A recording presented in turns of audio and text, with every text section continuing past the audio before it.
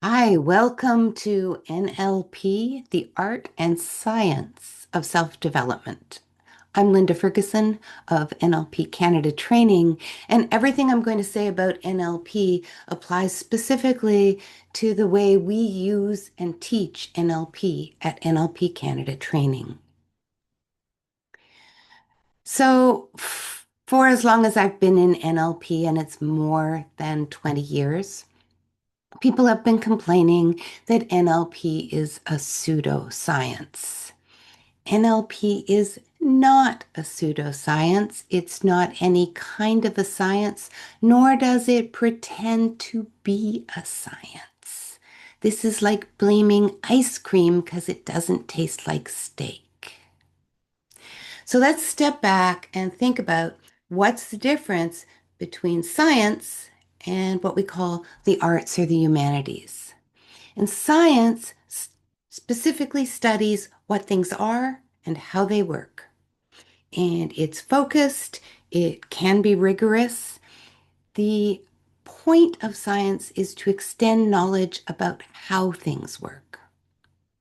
The arts are not sciences, they're not bad sciences, they're a different way of understanding.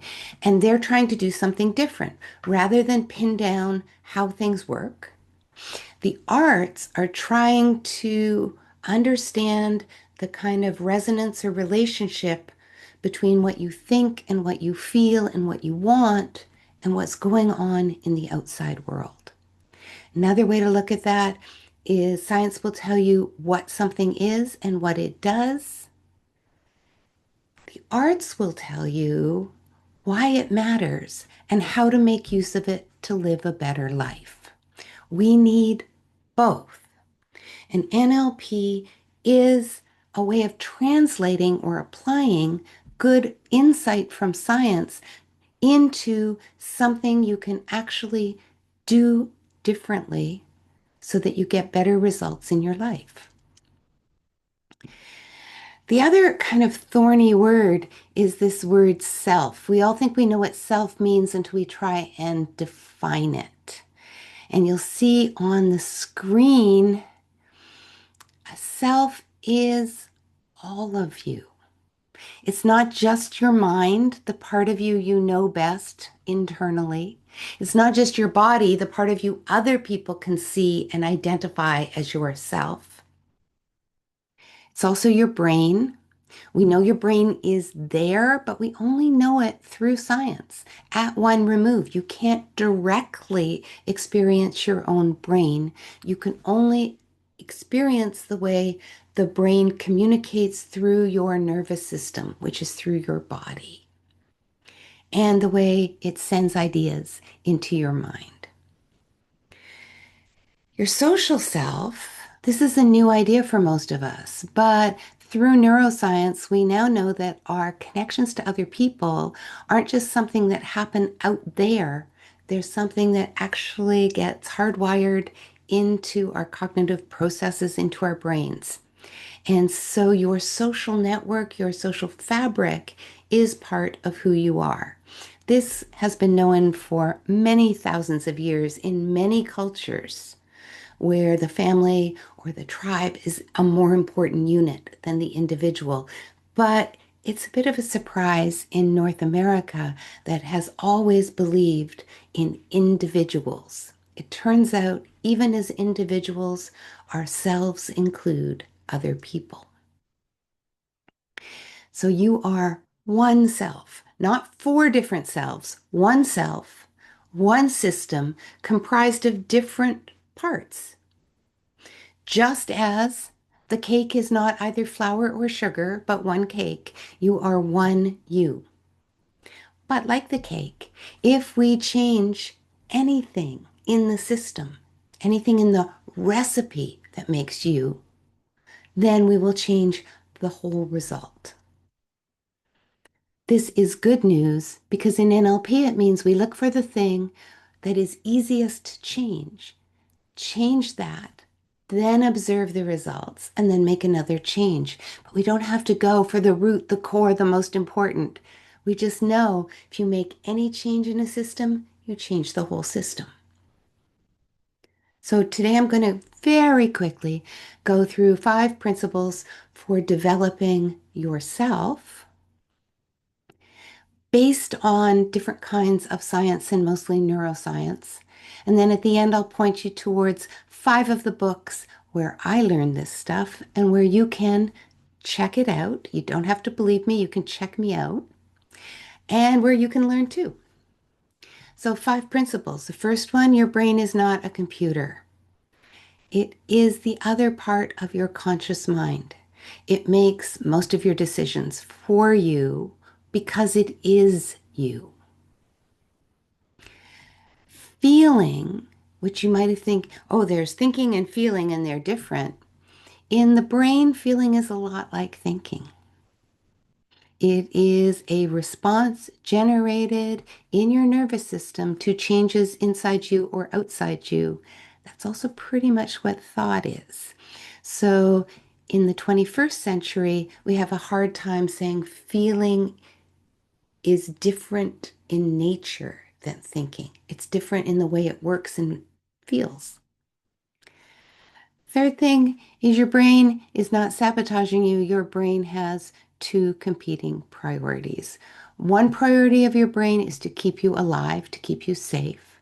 But the other part of your brain is to explore and extend the boundaries within which it is able to keep both you safe and, because we share information, keep your social group safe. So you are trying at the same time to stay the same so you stay safe, but also to grow. Fourth principle, thinking is not something you do alone. Nobody does it alone. We all build on each other's thoughts. Thinking is a team sport. And finally, the most important part of language is not that it captures experience.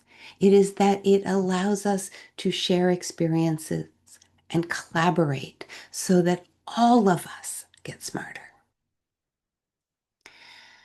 So the brain is part of you. It is not separate from you. It's not just something that you carry around in your head. It is you. It's not a computer. It doesn't work like a computer. And the difficulty is scientists study the brain quite often by studying one part at a time, and then they publish what they found out about one part at a time. That might be a physical part of the brain, like the neocortex or the amygdala, or all those big words.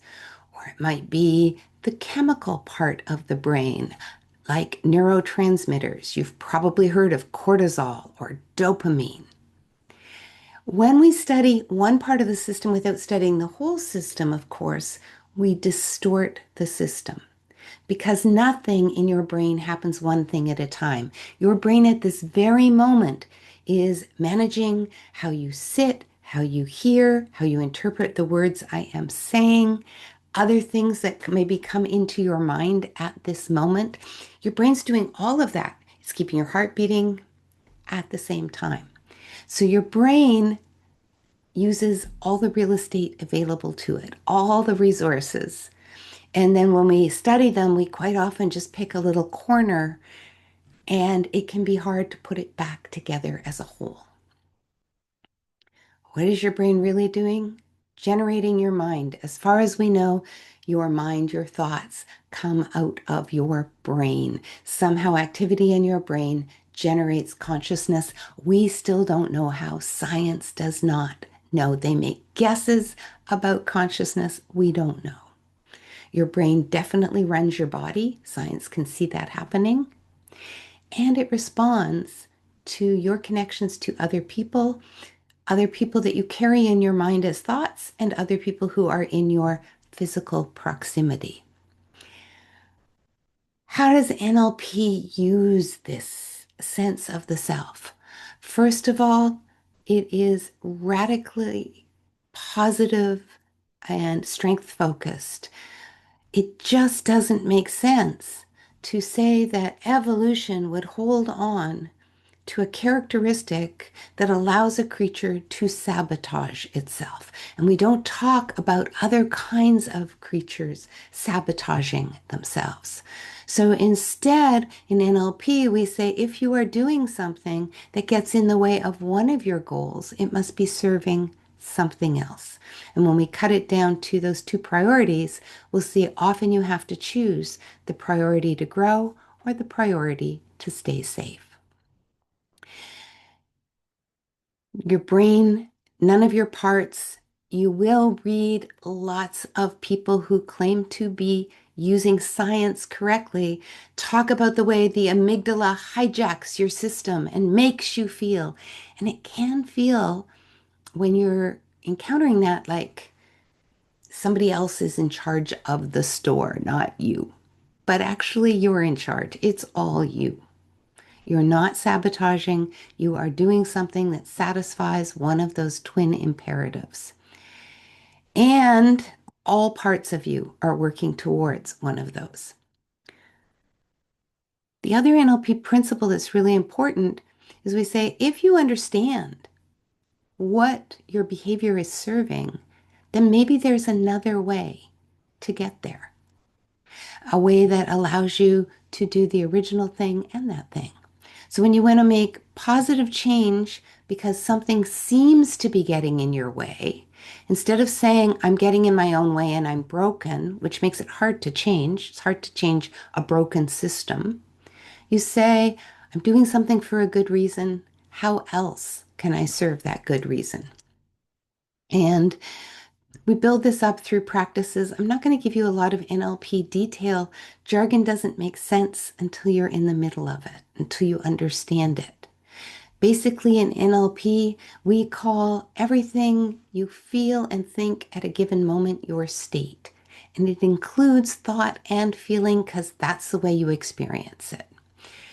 We teach you to become more aware of the relationship between your state, your circumstances, and the language you use to describe that state.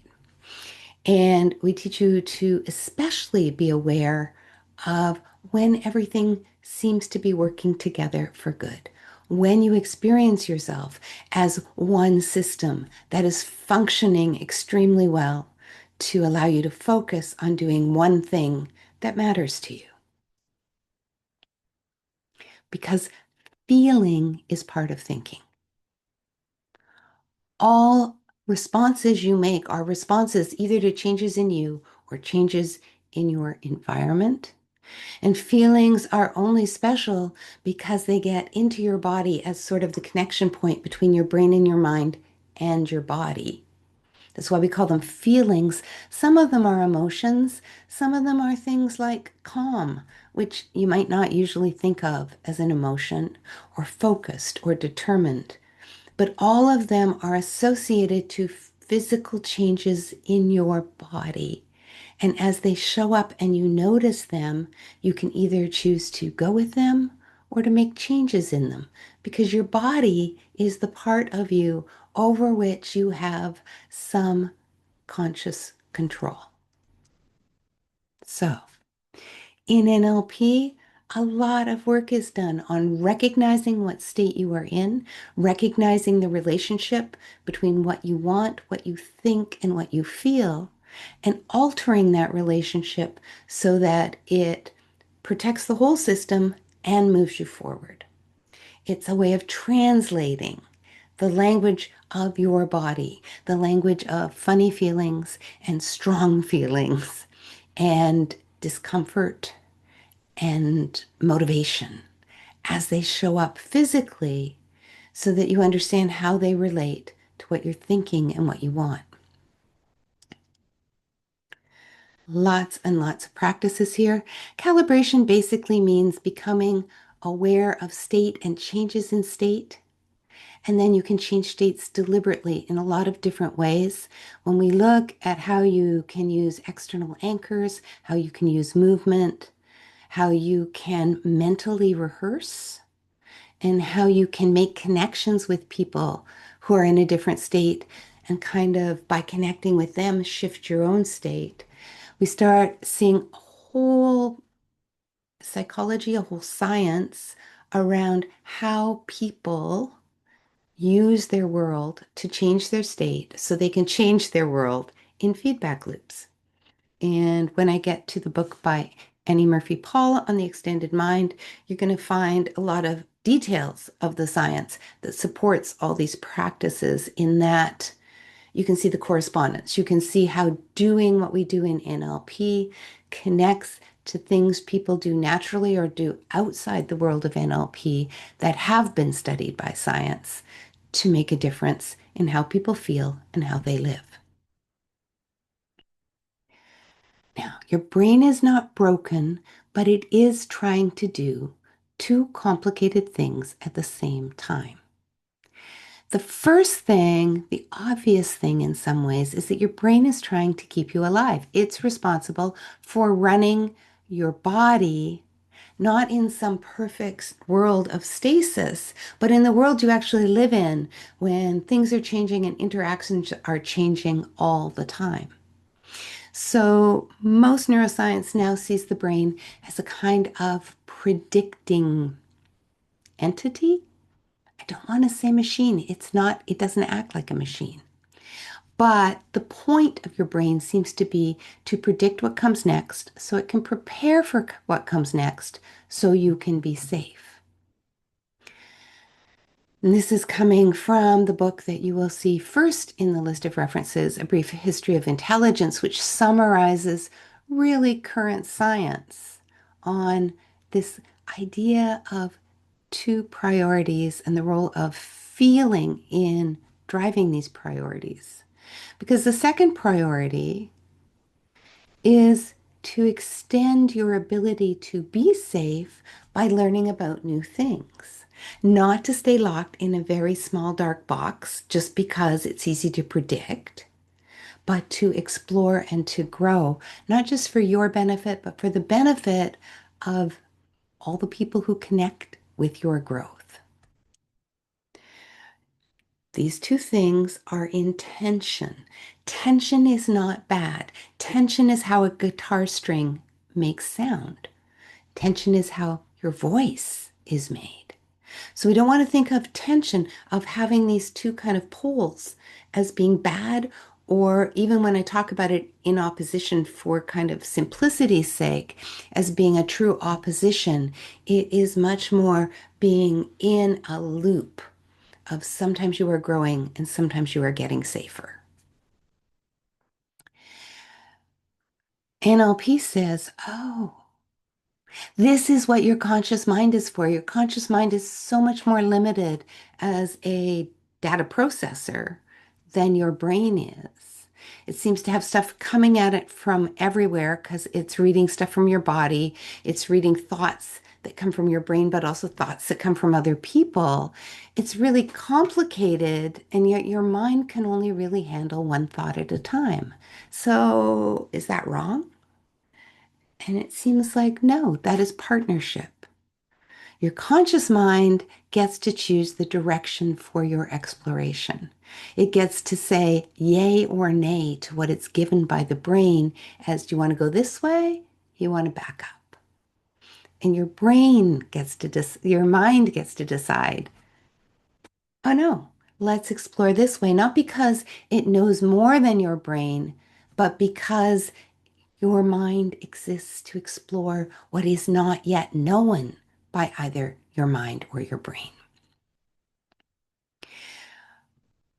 We also practice in NLP understanding that when you are afraid, when you are uncomfortable, you are having all these concerns and anxieties, this is your brain trying to keep you safe, not to sabotage you.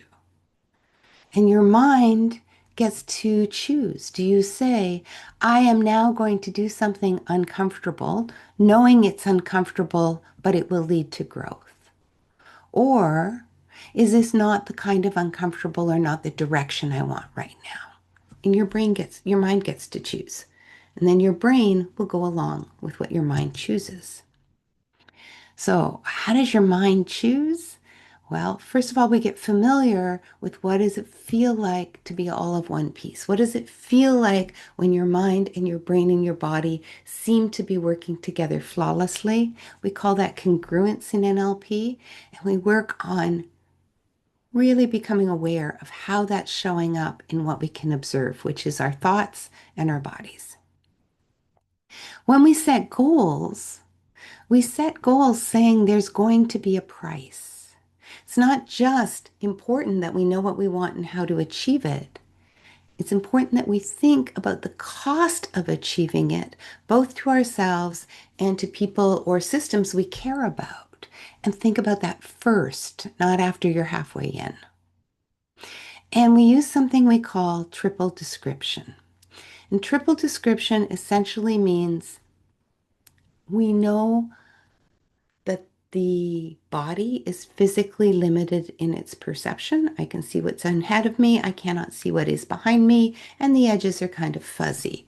And our other senses have different limits, but those kinds of limits.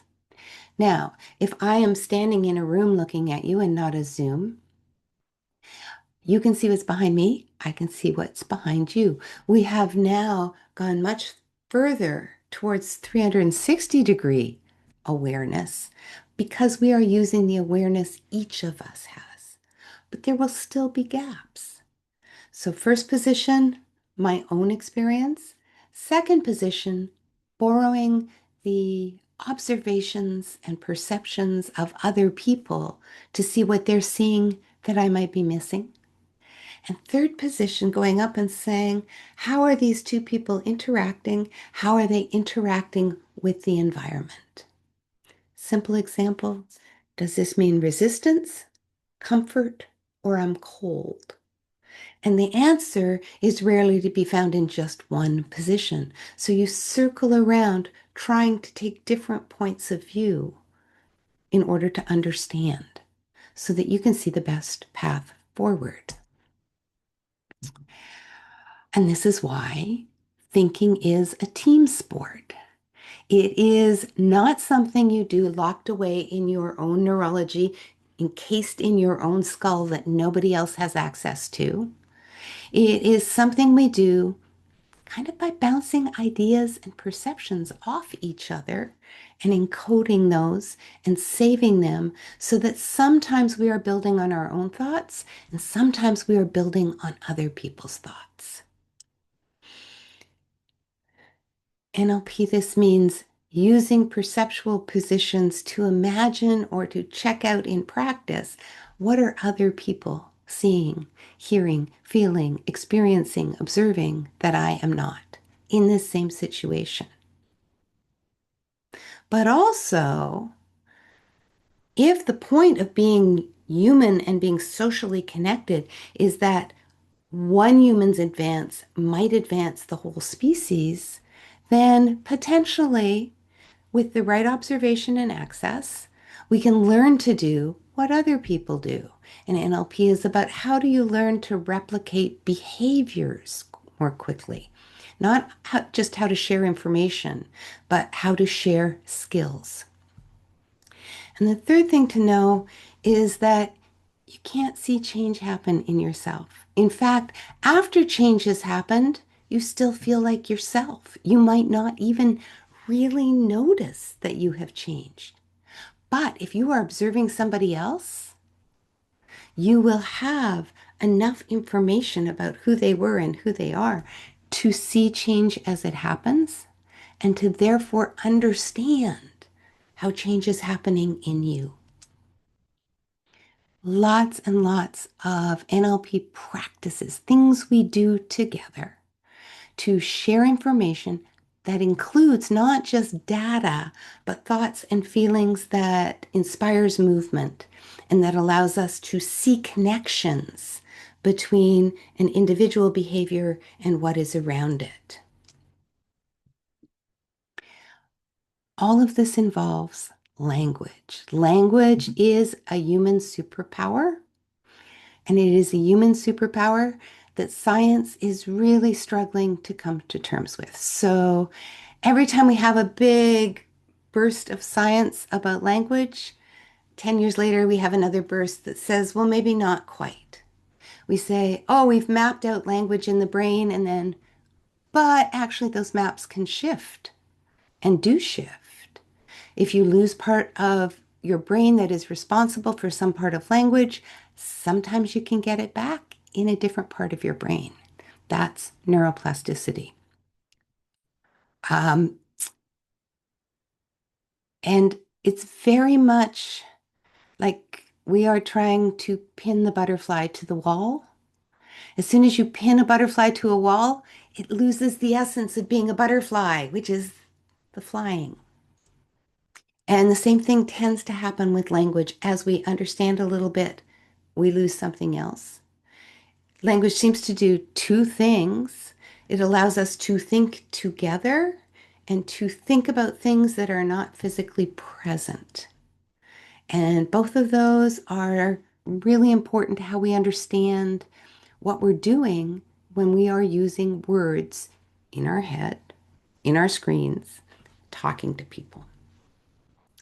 NLP started with two different points of view on language, and that was confusing for people. Why would you have two different points of view on the same thing? Well, on the one hand, the meta model was about how do we make language more accurately reflect experience?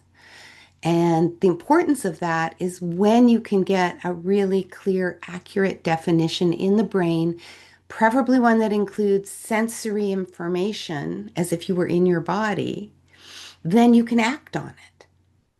Then it begins to feel real. But language is also inherently social, and the Milton model said you should be choosing your words to build agreement, to come into connection, knowing that what you're saying and what somebody else is hearing are not exactly the same thing, but you might have all sorts of useful misunderstandings or building on each other's thoughts that come out of that because your focus on being in agreement keeps you talking to each other, which outside of all of this, we now know is one of the keys to getting people to change their mind is to be present and listen long enough, not to fight them with better facts. So this is part of NLP for a long time, and it's coming into the science in different ways. So again, a nice list of complicated practices. I don't want to go through them now. If you've taken NLP, you can look at it and you can start asking yourself, why is framing here? Why is strategy here? What are these complicated things we do with language and how do they require both that we open up to somebody else in a way that is focused on building agreement, building bridges between our experience and other people's experience, knowing they're different. And when we have connections, how do we narrow in on what specifically can we agree about so that we can get stuff done? Because getting stuff done is the point of NLP. It is not the point of science. A science exists to figure out how things are happening. NLP exists to use the best available tools, including science, to make change in ourselves, the only thing we can change directly, so that our lives are better and we move towards our values and our goals. If you want to know more, come and study with us at NLP Canada Training. We would love to see you. We run multiple kinds of programs. I've written several books. There are many opportunities to dig in. But for now, so you know what part of what I said is true to the science, I'm going to offer you out of the dozens and dozens and maybe hundreds of books I've read at this point about all the different ways of being human studied by science. I'm going to offer you five. A Brief History of Intelligence is the most recent one. The Extended Mind, I also mentioned during the presentation. 7.5 Lessons About the Brain, a beautifully short, understandable book by somebody who teaches neuroscience. And all of these books contain multiple sources to lots and lots of detailed science. but I wanted to find things that are truly useful because a book that is super technical that you cannot read or do not have the background to understand is not a useful book. Social, it's a little harder for me to stretch back because I read it a long time ago, but it is the book that introduced me to the idea of social neuroscience, that there are people who study the way our social connections show up in our brains. And Wider Than the Sky, one of the first books I read, early days, it's a hard read. It is very scientific. Edelman won a Nobel laureate for his work in neurobiology. When I read a book like that where there's a lot of detail I don't understand, I look for what pops out as clear. And the two things that came out of this book very, very clearly, your brain is not a computer. Studying the way computers work doesn't help you understand you. Makes sense because yourself includes your body and your social connections. And computers don't have those. Also, your brain is not a computer because a computer, like science, works in pieces, and your brain works in patterns and connections. And that's the complicated part because it's hard for your mind, which mostly works in language, to string together enough words to get a pattern. But when you understand the patterns, you can make better choices more quickly, more reliably, and you can notice difference so that you can explore and grow. Love to see you at an event hosted by NLP Canada Training. I'm Linda Ferguson.